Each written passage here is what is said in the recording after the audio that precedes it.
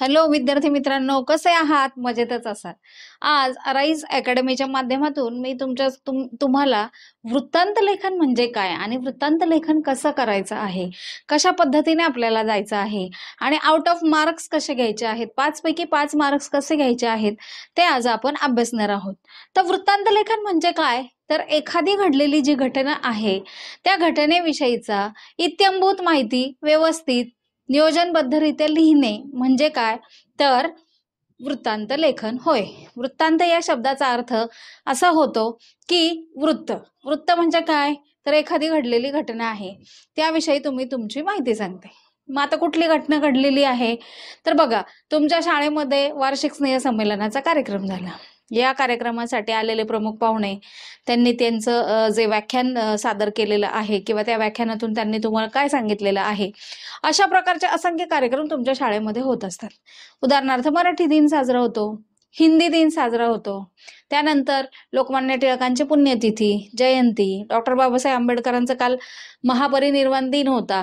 तर अशा प्रकारचे कार्यक्रम सातत्याने शाळेमध्ये होत असतात. सावित्रीबाई फुले यांची जयंती, मग व्याख्यानासाठी आपण बाहेरचे गेस्ट बोलवतो, त्यांच्या कडनं आपल्याला काही विचार समजतात. या सगळ्या गोष्टीचा इत्थंभूत सारसंग्रहात्मक अभ्यास करून छोटीशी बातमी तयार करणं किंवा वृत्तांत लिहिणं म्हणजे वृत्तांत लेखन होय. इत्थंभूत माहिती लिहिणं म्हणजेच काय? वृत्तांत लेखन करणं होय. मग हे करत असताना आपल्याला आपली काय वैशिष्ट्ये आहेत किंवा काय गोष्टी आपल्याला पाळायच्या आहेत किंवा कुठल्या प्रकारच्या दृष्टिकोनातून आपल्याला हे लेखन करायचं आहे ते आज आपण अभ्यासणार आहोत. वैशिष्ट्य आहे पहिलं, अचूक. जी बातमी आहे किंवा जो वृत्तांत आहे, बातमी सोडा, जो वृत्तांत आहे तो वृत्तांत हा अचूक असणं गरजेचं आहे. म्हणजे व्याख्यात्यांची नावं, व्याख्यात्यांनी काय सांगितलं हे सगळं अचूक असणं गरजेचं आहे.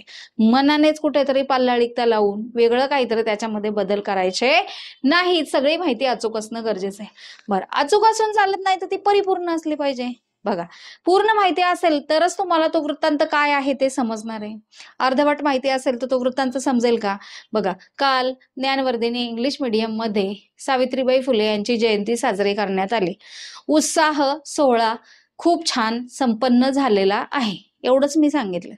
कोण व्याख्याते आले, काय सांगितलं, ह्या सगळ्या गोष्टींची परिपूर्ण माहिती मी सांगणं गरजेचं आहे. त्यानंतर ती जी माहिती आहे ती सुस्पष्ट असणं गरजेचं आहे. माहितीमध्ये कुठेही उंच संकल्पना असता कामा नये. ती सुस्पष्ट, सरळ, साध्या, सोप्या पद्धतीने सांगितलेले असावे. स्पष्टता असणं आणि नियोजनबद्धता असणं गरजेचं असलेलं दिसून येतं. बघा की काल ज्ञानवर्धिनी इंग्लिश मीडियम मध्ये सावित्रीबाई फुले यांचा जयंती साजरी करण्यात आली. यासाठी सौ वंदना रोकडे या व्याख्यानासाठी आलेल्या होत्या. त्यांनी स्कूलच्या मुख्याध्यापिका आणि त्यांच्यासोबत आलेले जे गेस्ट होते म्हणजेच जे व्याख्याते होते त्यांनी शिक्षणाचे महत्त्व सांगितलेले. आजच्या स्त्रिया देखील घराबाहेर पडलेल्या आहेत आणि त्या समाजाचं खूप चांगलं प्रतिनिधित्व करत आहेत. ही सावित्रीबाई फुलेंचीच रूपं आहेत असं त्यांनी सांगितलं. अशी सुस्पष्ट माहिती सांगायची. त्यानंतर निशंक, लोकांच्या मनामध्ये शंका निर्माण होणार नाही याची दक्षता घ्यायची. म्हणजे अशी कुठली आव्हानं करायची नाहीत, अशी कुठली वाक्य लिहायची नाहीत की शंका निर्माण होईल. पुढे महत्वाची गोष्ट, तुमचं वृत्तांत लेखन ही एक महत्वाची गोष्ट आहे. जर आजच्या स्त्रिया काय करतात आहेत, प्रतिनिधित्व करत आहेत, सावित्रीबाई फुलेंचं नाव रोशन करत आहेत, तर ही एक खूप महत्वाची गोष्ट आहे. त्यानंतर सरकारचे काही निर्णय, आता उदाहरणार्थ आपल्या आता सत्यस्थिती आणि सद्यस्थितीला श्री जरांगे पाटील उपोषणाला बसलेले आहेत. तर सरकार काय निर्णय देणार आहे की कुणबी या घटकातून आरक्षणाचा मुद्दा पुढे नेण्यात आलेला आहे. पण संविधानामध्ये अशी कुठेच तरतूद नाही की मराठा आरक्षण होणार आहे किंवा नाही. म्हणजे जे सरकारचे जे निर्णय आहेत ते स्पष्ट आणि ठोक ताळेबद्ध पद्धतीने सांगणं गरजेचं आहे. दुसरी आणखी महत्वाची जी गोष्ट आहे, शिक्षक भरती प्रक्रिया. शिक्षकांच्या भरती प्रक्रियेमध्ये सुद्धा लांबण लावण्यात आलेली. आज उद्या परवा तेरवा असं पुढे पुढे करत 10 वर्ष झालं हीच प्रोसेस चाललेली आहे. तर सरकारचे जे काही नियम असतील, सरकारचे जे काही निर्णय असतील ते निर्णय स्पष्टपणे सांगणं गरजेचं. त्यानंतर अवधान किंवा मथळा. मथळा म्हणजे काय? तुम्ही जे लिहित आहात त्याच्याकडे लोकांचं लक्ष केंद्रित होणं गरजेचं आहे. म्हणजे आपली बातमी कशी, आपला वृत्तांत कसा अट्रॅक्टिव्ह असणं सुद्धा गरजेचं असलेलं दिसून येतं.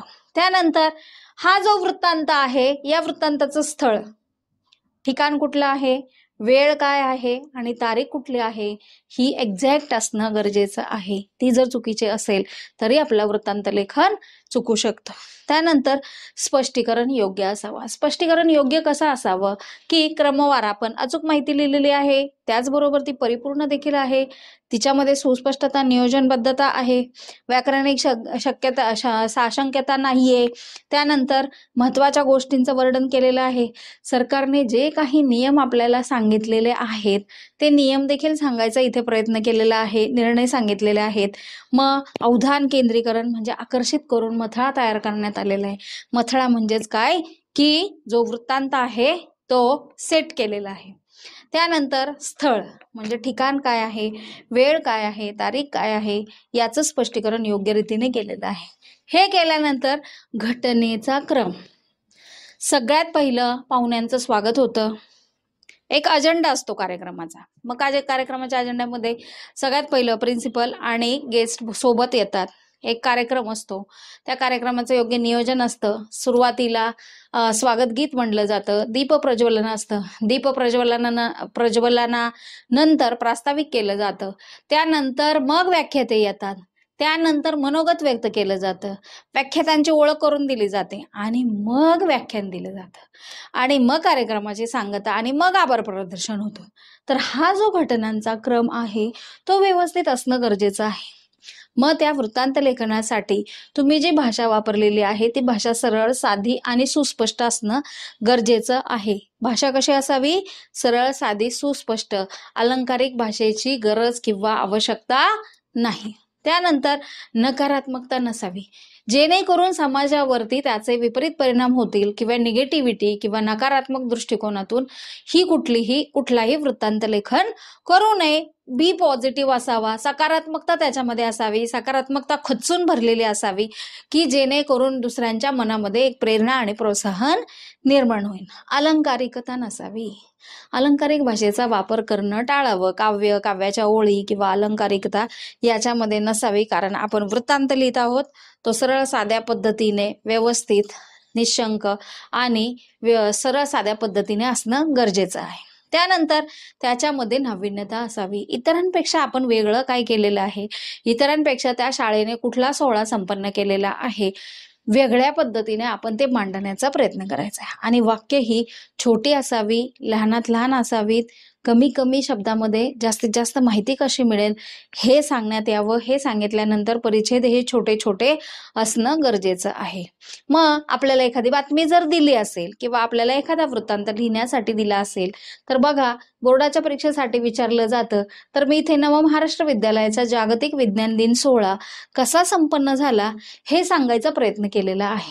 तर याच्यामध्ये 29 फेब्रुवारी मुंबई आणि जशी बातमी लिहितात त्याप्रमाणे मी लिहिलेलं आहे, जागतिक विज्ञान दिनानिमित्त डॉक्टर होमी भाभा सभागृह येथे शास्त्रज्ञ डॉक्टर जयंत नारळीकर यांचे व्याख्यान आयोजित करण्यात आले. या व्याख्यानात नीला राऊत यांची प्रमुख उपस्थिती देखील होती. यामध्ये शाळेच्या विद्यार्थ्यांना विज्ञानाचं महत्त्व, दृष्टिकोन आणि चतुर्चाणाक्ष वृत्ती, त्यानंतर जिज्ञासा सरळ साध्या सोप्या भाषेमध्ये सांगण्यात आलं. चिकित्सकता, जिज्ञासू वृत्ती यासाठी मार्गदर्शन करण्यात आलं. विज्ञानाची कास धरणे गरजेचे आहे, डोळसपणे विज्ञानाकडे पाहणं देखील गरजेचं आहे असे सांगून पसायदान करून आभार प्रदर्शनाने कार्यक्रमाची सांगता करण्यात आली किंवा कार्यक्रम संपला. बघा, असा वृत्तांत लेखन लिहिणं गरजेचे आहे. आता इथे नवमहाराष्ट्र विद्यालयाचा जागतिक विज्ञान दिन संपन्न, इथेच नवमहाराष्ट्र विद्यालयाचा शिक्षक दिन संपन्न. मग याच्यामध्ये शिक्षक दिन केव्हा असतो, सप्टेंबर महिन्यामध्ये असतो, 5 सप्टेंबरला. तर आपण 5 सप्टेंबरचं लिहूया. 5 सप्टेंबर मुंबई, जागतिक शिक्षक दिनानिमित्त डॉक्टर होमी भाभा या सभागृहामध्ये शिक्षकांचा शिक्षक दिन साजरा करण्यात आला. या शिक्षक दिनानिमित्त शिक्षकांचं महत्त्व, आजच्या पिढीला शिक्षकांचं योगदान काय आहे याविषयी माहिती सांगण्यात आली. या कार्यक्रमाचे प्रमुख पाहुणे अविनाश चोपडे हे होते। यामध्ये शाळेच्या विद्यार्थ्यांनी शिक्षकांविषयी आपली मनोगत व्यक्त केली। आज शिक्षकांचं स्थान काय आहे, शिक्षकांची सत्यस्थिती काय आहे, शिक्षकांच्या योगदानामुळेच आज समाज घडत आहे असे देखील विद्यार्थ्यांनी सांगितले। शेवटी विद्यार्थ्यांनी शिक्षकांना गुलाब पुष्प देऊन आभार प्रदर्शन करून या कार्यक्रमाची सांगता झाली। असं तुम्ही लिहू शकताय। बघा, आता मी तुम्हाला 3-4 उदाहरणं दिलेली आहेत। पहिलं उदाहरण दिलं नव महाराष्ट्र महाविद्यालयाचा विज्ञान दिन सोहळा, आता शिक्षक दिन झाला, हिंदी दिन, हिंदी दिनाच्या निमित्ताने सुद्धा तुम्ही शुभेच्छा देऊ शकता। त्याचप्रमाणे मराठी दिनाचं देऊ शकता। आता हिंदी दिन, नव महाराष्ट्र विद्यालयाचा हिंदी दिन सोहळा संपन्न। 29 फेब्रुवारी मुंबई जागतिक हिंदी दिनानिमित्त हिंदी भाषेचं महत्त्व वाढवण्यासाठी, हिंदी भाषेचं महत्त्व सगळ्यांपर्यंत पोहोचवण्यासाठी आणि प्रबोधन करण्यासाठी एक व्याख्यान आयोजित करण्यात आलं होतं। या व्याख्यानाचे प्रमुख श्री अविनाश चोपडे होते आणि कार्यक्रमाला लाभलेल्या प्रमुख पाहुण्या सौ नीला राऊत या देखील होत्या। यामध्ये शाळेच्या विद्यार्थ्यांनी आपापली मनोगत व्यक्त केली। हिंदी दिनाचं महत्त्व त्यांनी स्पष्ट सांगितलं की ही राष्ट्रभाषा कशी आहे, या राष्ट्रभाषेचं महत्त्व आपण कसं जपलं आणि जोपासलं पाहिजे हे देखील सांगण्याचा त्यांनी प्रयत्न केला होता आणि पुढे मार्गदर्शन करण्यात आलं। शेवटी हिंदी दिनाचं महत्त्व सांगून आभार प्रदर्शन करण्यात आलं आणि पसायदान करून कार्यक्रमाची सांगता करण्यात आली। सेम मराठी दिन, ज्यावेळी वि. व. शिरवाडकर यांचा जन्मदिवस असतो, त्या औचित्य साधून जागतिक मराठी दिन साजरा करण्यात येतो, जागतिक विज्ञान दिन साजरा करण्यात येतो, मराठी दिन, हिंदी दिन, त्यानंतर सावित्रीबाई फुले यांची जयंती। त्याचबरोबर तुमच्या शाळेमध्ये असंख्य कार्यक्रम असतात आणि हे कार्यक्रम ज्यावेळी सादर केले जातात त्यावेळी आपण अतिशय उत्तमरित्या वृत्तांत लेखन करायचं आहे आणि या वृत्तांत लेखनासाठी तुम्हाला एकूण गुण असतात 5। या 5 गुणांसाठी आपण ही वैशिष्ट्ये लक्षात ठेवायची आहेत आणि अशा आदर्श पद्धतीने तुम्ही उत्तमरित्या हा वृत्तांत लेखन करायचा। मग हा वृत्तांत लेखन करत असताना आणखीन काही पथ्य किंवा काय गोष्टी लक्षात ठेवायच्यात, तर जो वृत्तांत आहे त्याची माहिती अचूक असणं गरजेचं आहे, परिपूर्ण असणं गरजेचं आहे, सुस्पष्टता असणं गरजेचं आहे, नियोजनबद्धता असणं गरजेचं आहे, महत्त्वाच्या गोष्टी व्यवस्थित नमूद करणं गरजेचं आहे, सकारात्मकता आहे, लोकांच्या मनामध्ये साशंकता निर्माण होणार नाही याची दक्षता तुम्ही घ्यायची आहे। त्यानंतर अवधान केंद्रीकरण करायचं आहे, अवधान केंद्रीकरण करून मथळा लक्षात घ्यायचा आहे, स्थळ, वेळ, तारीख, स्पष्टीकरण या सगळ्या गोष्टी लक्षात घ्यायच्या आहेत, भाषा सरळ साधी वापरायची आहे, त्यानंतर नकारात्मकता आणि अलंकारिकता टाळायची आहे। हे सगळं केल्यानंतर तुमची जी वाक्य आहेत ती लहान असणं गरजेचं आहे, नाविन्यता असणं ते देखील गरजेचं आहे आणि नकारात्मकता त्याच्यातून टाळायची आहे। मग एक्झॅक्ट वृत्तांत लेखन म्हणजे काय, तर एक्झॅक्ट वृत्तांत लेखन म्हणजे एखाद्या घटनेचा क्रम उत्तमरित्या लिहिणे। उत्तमरित्या लिहित असताना व्याकरणिक दृष्ट्या कुठल्याही प्रकारच्या मिस्टेक करायच्या नाहीत। 2 काना, मात्रा, वेलांटी, उकार याकडे लक्ष केंद्रित करायचं आहे। तुम्ही जो वृत्तांत लिहित आहात ती माहिती सुस्पष्ट, नियोजनबद्ध आणि परिपूर्ण असणं गरजेचं आहे। स्थळ, काळ, वेळ या गोष्टींना प्राधान्य द्यायचं आहे। कुठेही फापट पसारा, पाल्हाळी किंवा लोकांच्या मनामध्ये शंका निर्माण होईल अशी वाक्य द्यायची नाहीत। अलंकारिकतेची आवश्यकता नाही।